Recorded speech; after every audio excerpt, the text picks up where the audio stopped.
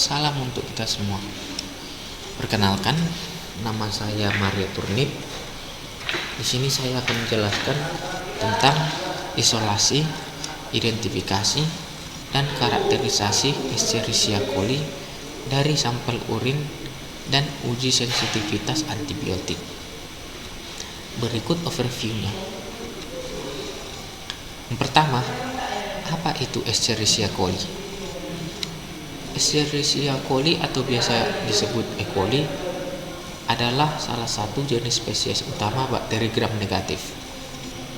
Pada umumnya, bakteri yang ditemukan oleh Theodore Escherichia ini dapat ditemukan dalam usus besar manusia. Yang kedua, apa itu urin dan apa yang terdapat dalam urin? Urin adalah salah satu hasil dari sistem ekskresi pada manusia. Urin dihasilkan oleh ginjal melalui penyaringan darah. Urin harus dikeluarkan dari tubuh. Jika tidak, maka urin itu akan meracuni tubuh. Meskipun urin terdapat berbagai cairan, garam, dan produk-produk limbah lainnya, tidak biasanya terdapat bakteri di dalamnya. Saat bakteri masuk ke dalam kandung kemih atau ginjal dalam urin, hal itu dapat menyebabkan infeksi saluran kemih atau ISK. Apa itu infeksi saluran kemih? Infeksi saluran kemih adalah kondisi ketika organ yang termasuk ke dalam sistem kemih, yaitu ginjal, ureter, kandung kemih, dan uretra mengalami infeksi. Apa gejala dari infeksi saluran kemih? Gejala yang sering dialami oleh penderita infeksi saluran kemih yaitu sebagai berikut. Yang pertama, rasa ingin selalu buang air kecil. Yang kedua, nyeri atau perih saat buang air kecil. Yang ketiga, warna urin keruh atau dapat disertai darah. Kemudian, apa penyebabnya? Penyebab infeksi saluran kemih yang paling sering terjadi adalah disebabkan oleh bakteri yang masuk melalui uretra dan kemudian berkembang biak di kandung kemih. Bakteri yang paling sering menyebabkan infeksi saluran kemih adalah Escherichia coli. Bakteri ini hidup di dalam usus besar dan di sekitar anus. Infeksi oleh bakteri ini sering disebabkan oleh perilaku kurang bersih saat buang air besar ataupun buang air kecil, sehingga bakteri tersebut masih tinggal dan masuk ke uretra yang akhirnya menginfeksi saluran kemih. Atau dapat juga disebabkan oleh perilaku yang menggunakan tisu toilet yang sama untuk membersihkan anus dan uretra. Lalu, bagaimana kita mengetahui bahwa penyebab dari infeksi saluran kemih paling sering terjadi disebabkan oleh bakteri Escherichia coli, dan bagaimana mengetahui antibiotik yang tepat untuk digunakan pada penyakit yang disebabkan oleh Escherichia coli? Untuk mengetahui infeksi tersebut disebabkan oleh Escherichia coli dan antibiotik yang dapat digunakan, maka dilakukanlah isolasi, identifikasi, dan karakterisasi serta uji sensitivitas dari sampel atau urin yang telah terinfeksi oleh bakteri tersebut.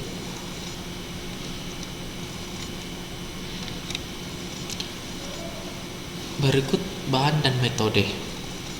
Untuk bahan, yang pertama, 50 sampel urin atau dikumpulkan dari rumah sakit yang berbeda.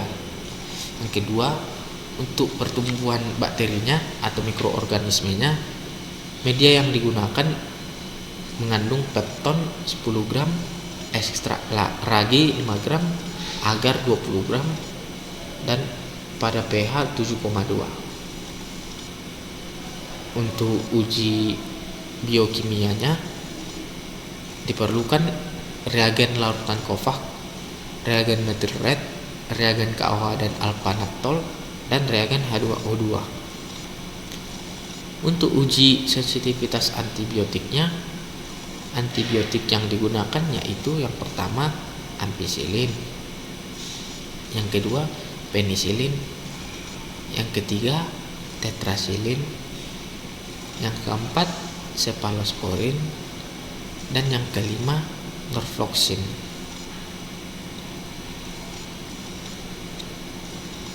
Metode yang digunakan yaitu yang pertama inokulasi sampel. Pada inokulasi sampel, kultur harus ditumbuhkan dulu pada media agar. Langkah-langkahnya yaitu sampel dikumpulkan dalam wadah atau piring yang steril, kemudian diinokulasikan ke dalam media agar dan diinkubasi pada suhu 37 derajat Celcius selama 18 jam untuk memperoleh kultur bakteri. Yang kedua, untuk pewarnaan gram. Pada pewarnaan gram, langkah-langkah yang dilakukan yaitu yang pertama, bersihkan kaca objek dengan alkohol dan kertas tisu. Yang kedua, teteskan 1 tetes nikrosit atau tinta Cina di ujung kaca objek. Yang ketiga, secara aseptik ambil sejumlah sel dari kultur dan dicelupkan ke dalam tetesan tinta Cina atau nigrosin di atas preparat. Yang keempat, ambil 1 kaca objek bersih, letakkan ujungnya dengan kedudukan miring di pinggir tetesan zat pewarna yang telah diinokulasi kultur bakteri. Yang kelima, kaca objek yang miring didorong sehingga tetesan tinta Cina atau nigrosin tersebar merata membentuk apusan tipis. Yang keenam, apusan dibiarkan mengiring di udara yang terbuka. Yang ketujuh, amati apusan di bawah mikroskop, lalu catat hasil pengamatan. Untuk uji IMVIC, langkah-langkah yang dilakukan yaitu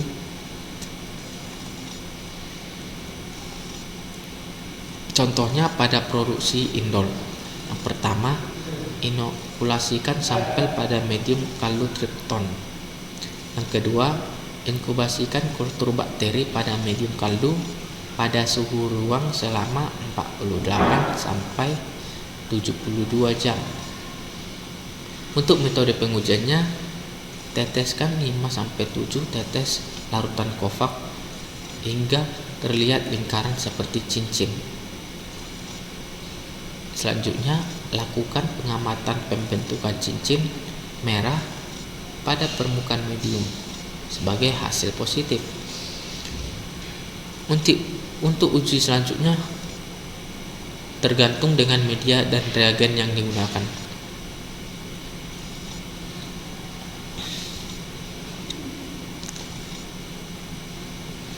Langkah-langkah yang dilakukan untuk uji sensitivitas antibiotik yaitu yang pertama, kultur diinokulasikan ke dalam cawan Petri berisi medium Na dengan metode spread. Yang kedua, kertas cakram ditetesi antibiotik dengan pipet atau langsung dicelupkan ke dalam antibiotik. Contoh antibiotik yang digunakan yaitu ampicillin selama beberapa waktu. Yang ketiga, kertas cakram diletakkan di atas Na yang telah membeku. Yang keempat, kultur bakteri diinkubasi pada suhu 30 derajat Celcius selama 24 sampai 48 jam. Dan yang kelima, catat hasil pengamatan. Untuk antibiotik selanjutnya dilakukan dengan langkah yang sama, namun pada antibiotik yang berbeda.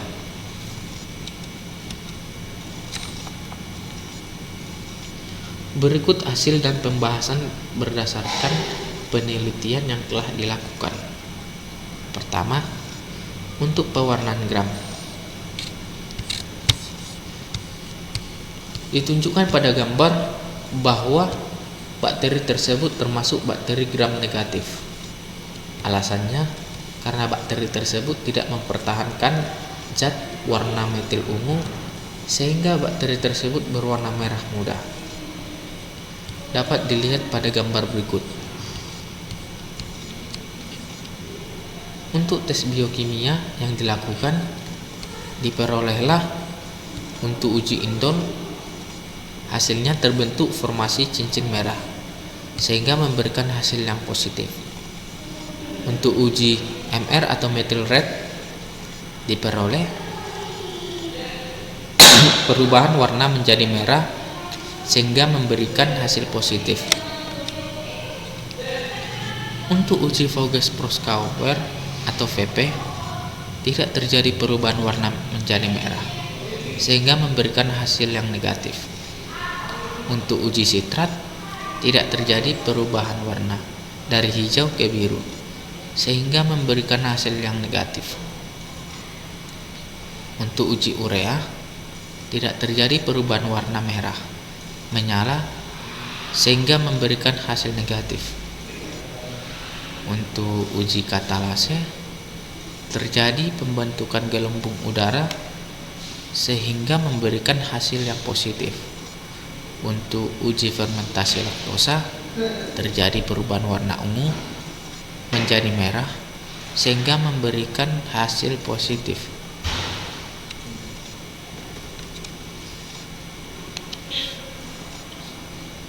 Maka total ada 50 sampel urin yang diproses.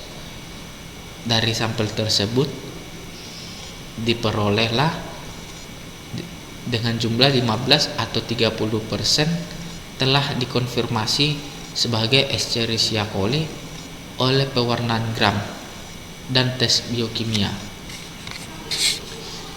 Sisa sampel menunjukkan pertumbuhan dari mikroorganisme lainnya seperti Staphylococcus, Bacillus, Klebsiella, dan yang lainnya.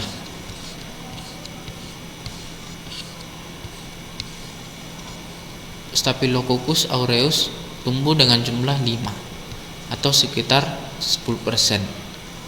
Bacillus subtilis tumbuh dengan jumlah 5 dengan persentase 10%. Klebsiella tumbuh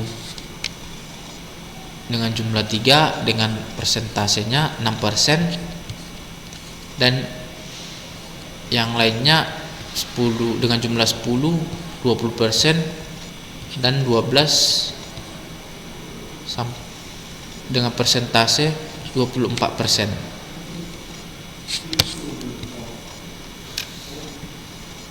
Berdasarkan tabel dan pengamatan untuk uji sensitivitas antibiotik, diperolehlah untuk sensitif yang paling tinggi terdapat pada antibiotik tetrasilin dan norfloxin. Untuk tetrasilin diperoleh dengan jumlah 11 atau 22%. Untuk norfloxin diperoleh jumlah 9 atau persentasenya sekitar 18%. Pada moderat sensitif diperoleh antibiotik yang layak digunakan, yaitu pada antibiotik ampicillin dengan jumlah 7 atau dengan persentase 14%, dan antibiotik cephalosporin dengan jumlah 5 atau persentasenya 10%. Untuk resisten atau yang tidak mempan terhadap antibiotiknya, maka diperolehlah antibiotik pada Penisilin dengan jumlah 11 atau persentasenya sekitar 22%, dan pada antibiotik cephalosporin dengan jumlah 9 atau persentasenya sekitar 18%.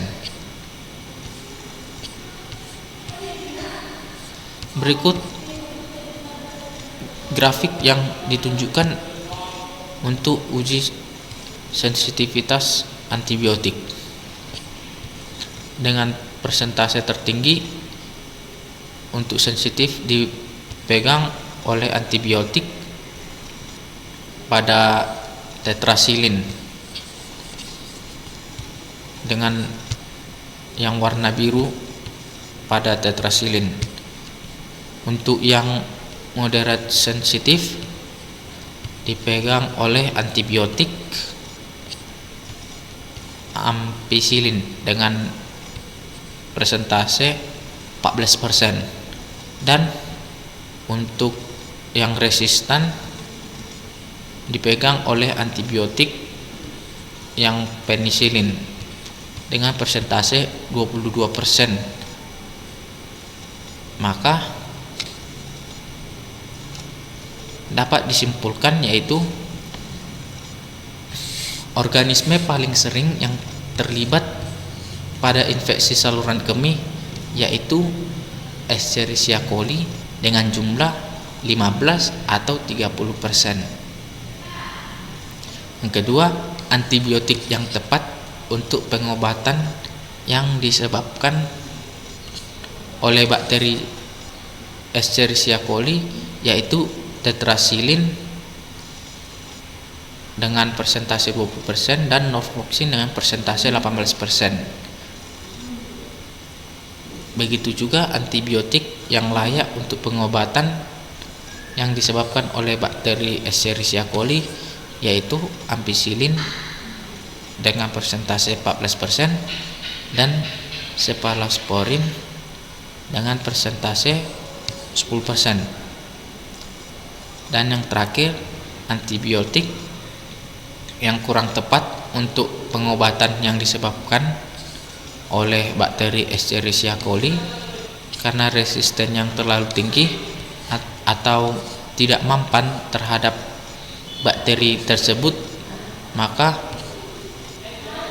antibiotik yang kurang tepat yaitu antibiotik pada penisilin dengan persentase 22% dan